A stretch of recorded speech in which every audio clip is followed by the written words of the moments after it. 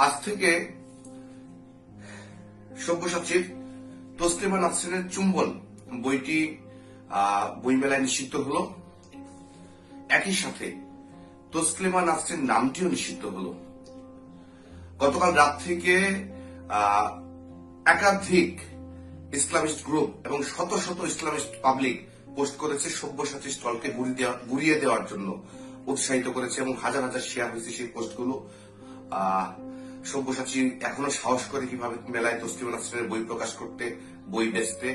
সব্যসাচীর stall ঘুরিয়ে দেয় আমাদের ইমানি দায়িত্ব, আরো কোনো সাতিম জাতি জন্ম না নেয়, এরকম অসংখ্য কথা দিয়ে তারা পোস্ট করেছে। সেই উগ্রবাদ, মৌলবাদ।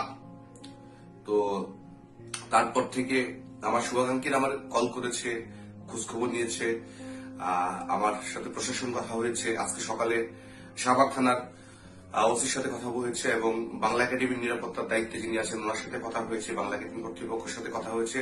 সবাই বলছে যে ভাই আপনার নিরাপত্তার স্বার্থে, আপনার স্থলের নিরাপত্তার স্বার্থে কিসের আপনাকে বইগুলো সরায় নিতে হবে।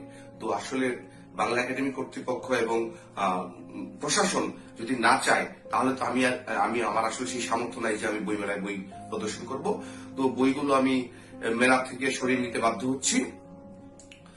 আর হচ্ছে যে আসলে উচিত অনেক কিছু ছিল। এই স্বাধীন বাংলাদেশে উচিত ছিল যে সব্যসাচীর নিরাপত্তা নিশ্চিত করা উচিত ছিল এবং বইটার নিরাপত্তা নিশ্চিত করা উচিত ছিল। উল্টো আমাকে বলা হলো যে বইটা সরাই নিতে। তো এই যে নিষিদ্ধ খেলা, এই যে দেখেন তসলিমা নাসরিনের ক্ষমতা দেখেন, কলমের ক্ষমতা দেখেন। হ্যাঁ, একটা বই, একটা কলম, তসলিমা নাসরিনের নাম, হ্যাঁ, এই নামে ওদের তাসের ঘর কেঁপে ওঠে, ওদের তাসের ঘর কেঁপে কেঁপে ওঠে। তো যুদ্ধে যে লড়াই চলছে সেই লড়াই আমি চালিয়ে যাব। যতদিন আমি বেঁচে আছি আমি আমার লড়াই চালিয়ে যাব। আপাতত বইটি বই মেলায় পাওয়া যাচ্ছে না, পাওয়া যাবে না, এবং তসলিমা নাসরিনের আর কোনো বইও মেলায় হয়তো পাওয়া যাবে না। তো আমি অনলাইনে বিক্রি করার চেষ্টা করব।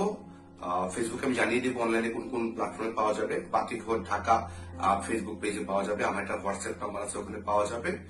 তো আপনারা থাকুন, মুক্ত চিন্তার বইয়ের পাশে থাকুন, প্রগতিশীলতার পাশে থাকুন এবং এই মৌলবাদ, উগ্রবাদ, জঙ্গিবাদ এইগুলোকে রুখে দিন।